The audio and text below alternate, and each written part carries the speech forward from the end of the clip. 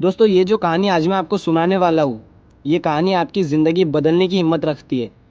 बस शर्त ये है कि आपको इस कहानी को थोड़ा ध्यान से सुनना पड़ेगा। तो कहानी है एक हिरन की। एक बार एक हिरन जंगल में पानी की तलाश में घूम रही थी, भटक रही थी इधर से उधर। बहुत प्यास लगी थी उस हिरन को। बहुत देर से भटक रही थी पानी की तलाश में, लेकिन उसे पानी कहीं पर भी नहीं मिल रहा था।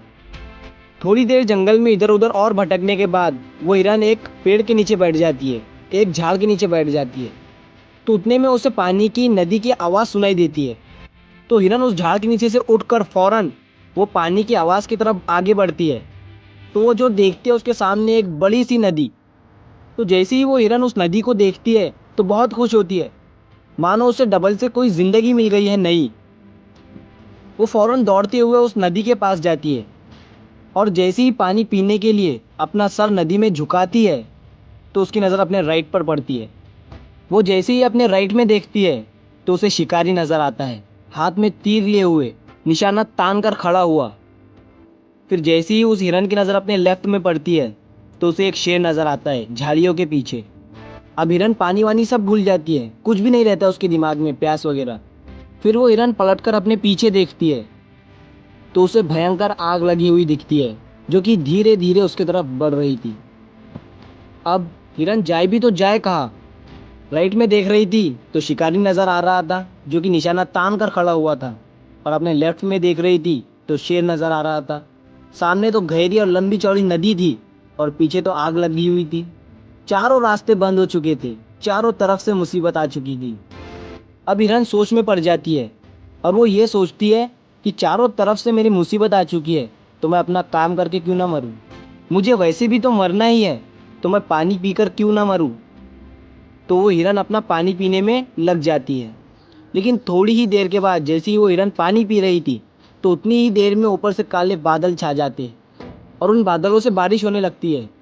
तो जो आग थी पीछे की लगी हुई वो पानी से बुझ जाती है और पानी के कारण शिकारी का निशाना चुक कर शेर को लग जाता है और शेर की नज़र पड़ती है सीधा शिकारी पर।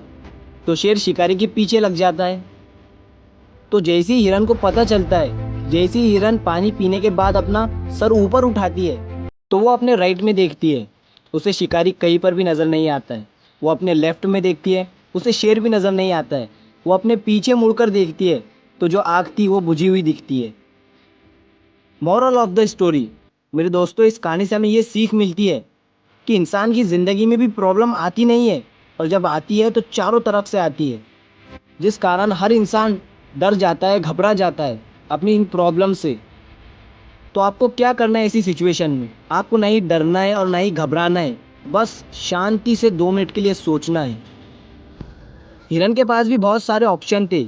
हिरन भी ये सारी सिचुएशन को देखने के बाद या तो पानी में छलांग लगा सकती थी या फिर इधर उधर भाग सकती थी, लेकिन उसने शांति से सोचा और वो अपने काम पर लगी रही।